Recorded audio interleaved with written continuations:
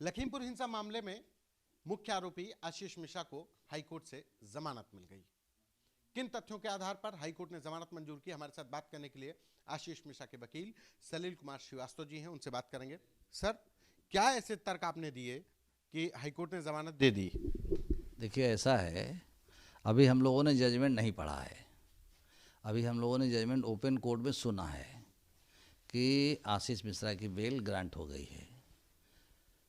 तो जो सब आर्गूमेंट हम लोगों ने एडवांस किए थे उस आधार पे आप सवाल करिए। वो उसमें क्या ऐसा आर्गुमेंट, वही मैंने सवाल किया था कि क्या ऐसे आर्गुमेंट थे जिसकी वजह से जमानत मंजूर हुई, कौन से ऐसे एविडेंस थे? ऐसा है कि 192 इंडिपेंडेंट पर्सन्स जो कि दंगल में मौजूद थे, उन लोगों ने इस बात का एफिडेविट दिया कि at that point of time कि from morning to evening he was present in dangal ceremony and at the place of occurrence he was not present.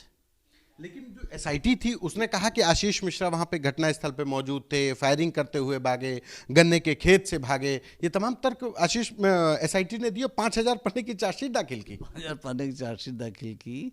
हम ये कह रहे हैं कि गन्ने के खेत थे, तो जो नक्शा नज़री एसआईटी ने या पुलिस ने फाइल किया, इन्वेस्टिगेटिव एजेंसी ने फाइल किया, उसमें वहाँ पे गन्ना खेत है ही नहीं उनकी रिपोर्ट में। तो कहाँ गन्ना खेत में भाग गए? आशीष मिश्रा वहां मौजूद थे? नहीं थे, वहाँ मौजूद ही नहीं थे। ये तो हमारा case from the very beginning है। एफआईआर में जो लिखा है, एफआईआर में उन्होंने ये कहा कि आशीष मिश्रा ने फायर आर्म वेपन यूज किया। तो जो फायर आर्म वेपन यूज किया गया, तो अगर ये मान भी लिया जाए तो जो 8 लोग मरे उसमें फायर आर्म वेपन की कोई चोट किसी 8 लोगों में से किसी को नहीं है। तो अगर हमने यूज़ किया होता, उन्होंने कहा इन्होंने यूज़ किया, इन्होंने जो है गुरविंदर सिंह नाम के आदमी को के गोली लगी और वो मर गया। तो जब गोली लगी ही नहीं तो मर कैसे गया? आशीष मिश्रा के बारे में ये कहा जा रहा था कि वो जीप में बैठे थे और उनके प्रोवोक करने पे जो पुलिस ने जो धाराएं बदली उसमें कहा गया कि एक सोची समझी साजिश थी, हत्या थी। किसी भी गवाह ने ये नहीं कहा है।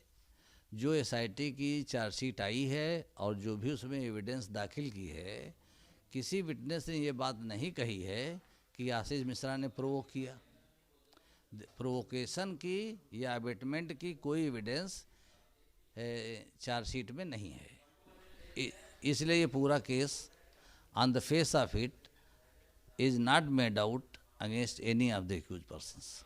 आपके क्या लगता है कि कौन से ऐसे आर्गुमेंट थे जिसके आधार पर जमानत मिली? आपने पुलिस की थ्योरी को खारिज किया, कौन से ऐसे आर्गुमेंट थे? देखिए, ऐसा है, हम लोगों ने ये केस रखा कि ये लोग जो 15,000 एंटी सोशल एलिमेंट्स थे, उनके हाथ में डेडली वीपन्स थे और डेडली वीपन्स लेके वो घर से आए थे और उन्होंने जो है हेलीपैड को ऑक्यूपाई किया। And they also challenge the sovereignty of the state functionary which was illegal, apart from the fact that they have not taken the permission from district administration.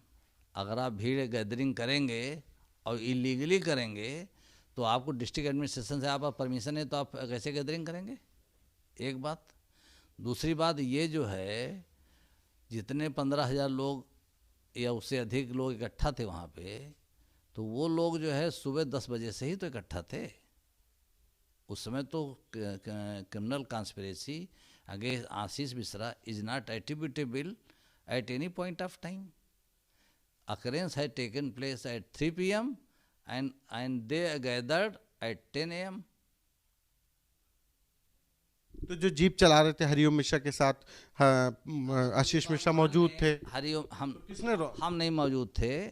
हमारी मौजूदगी तो गलत पाई गई। हमारा केस गलत, हमने गलत रखा, ये रखा कि Ashish Mishra at that point of time नहीं मौजूद थे।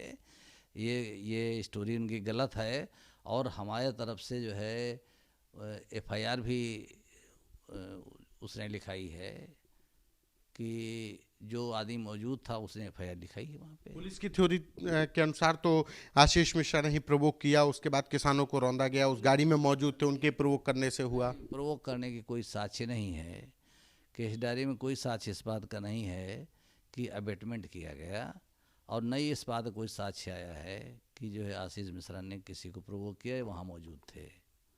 और हम लोगों ने जो है ये केस रखा है कि भाई हमारे साइड में जो 3 लोग मरे वो किसानों ने मारा, और जो गाड़ियाँ टूटी वो किसानों ने तोड़ी, वेपन यूज़ किए वो किसानों ने यूज़ किए, वेपन जो थे वो डेडली कैरेक्टर के थे, और जो 3 आदमी और थे जो थार गाड़ी में बैठे थे उनके फ्रैक्चर्ड इंजरी आई है, उनकी हड्डियाँ टूटी हैं। तो क्या हम हड्डी टूट के लेके गए थे? ये कहानी ही इनकी फाल्सीफाइड लगती है। सुप्रीम कोर्ट ने इस पूरे मामले में एसआईटी गठित की थी, आईपीएस रैंक के अधिकारियों के एसआईटी के लिए बोला गया था। तो आईपीएस अफसर वहां पे एसआईटी में शामिल थे, जांच कर रहे थे। एसआईटी की तरफ से जो दाखिल किया गया, हम लोग चार्जशीट मिली है, उस चार्जशीट में किसी भी उस एसआईटी के ऑफिसर के दस्तखत नहीं हैं, जिन ऑफिसर्स को सुप्रीम कोर्ट ने अपने जजमेंट 17/11/2021 में उनको नामित किया है, उनकी टीम गठित की है, उनके दस्तखत नहीं हैं।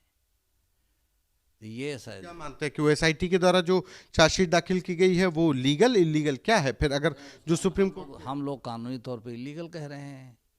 अब ये मैटर तो कोर्ट एडजुडिकेट करेगा कि ये जो है दस्तखत उनको करना चाहिए था, और दस्तखत नहीं किया, नहीं कोई अनुमोदन उसे फाइल पे है। एक आखिरी सवाल, आशीष मिश्रा को जेल से निकलने में कितना वक्त लगेगा, क्या प्रोसेस है? तो लीगल प्रोसेस जो है 1-2 दिन लग सकते हैं। जब है अभी जजमेंट लोड होगा, उसकी कापी हम लोग अप्लाई करेंगे, कापी लेके वहाँ लखीमपुर जाएंगे, तो लखीमपुर में वो लोग बॉन्ड दाखिल करेंगे, तब बेल। कितने का बेल बॉन्ड दाखिल करना है? अमाउंट हमें नहीं पता है, अमाउंट उसमें लिखा है। कुछ पाबंदियां भी हैं जमानत के साथ, हैं कुछ रिस्ट्रिक्शंस भी लगाए कोर्ट ने? अभी जजमेंट पढ़ा नहीं हमने, इसलिए हम जजमेंट के विषय में कुछ बता नहीं सकते हैं। जजमेंट पढ़ाने के बाद आप सवाल करिएगा तो हम बता देंगे। धन्यवाद। ये थे हमारे साथ सलील कुमार श्रीवास्तव, जिन्होंने आशीष मिश्रा को किन पॉइंट्स पर जमानत दी, इस पर विस्तृत जानकारी दी। कैमरा पर्सन रोहित के साथ संतोष कुमार, आज तक।